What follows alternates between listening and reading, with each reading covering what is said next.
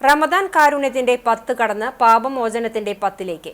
അറിഞ്ഞും അറിയാതെയും ചെയ്തുപോയ തെറ്റുകളെല്ലാം പൊറുത്തു നൽകാനുള്ള പ്രാർത്ഥനയോടെ ഹൃദയം ശുദ്ധീകരിക്കാനുള്ള അവസരമായാണ് വിശ്വാസികൾ രണ്ടാമത്തെ 10 ദിവസങ്ങളിലെ വ്രതാനുഷ്ഠാനത്തെ കാണുന്നത്. വ്രതാനുഷ്ഠാനം രണ്ടാമത്തെ 10ലേക്ക് കടന്നതോടെ ഇസ്ലാം മതവിശ്വാസികൾ കൂടുതൽ ഇബാദത്തുകളിൽ മുഴുകി.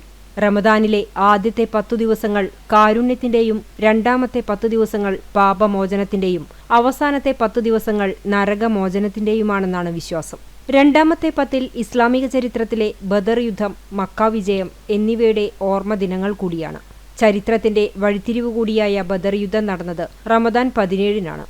അംഗബലത്തിൽ കുറഞ്ഞ സമൂഹം ദൈവവിശ്വാസത്തിന്റെ കരുത്തിൽ വിജയം നേടിയ ബദറിന്റെ സ്മരണ പുതുക്കി വിശ്വാസികൾ ബദർ ദിനം ആചരിക്കുന്നു.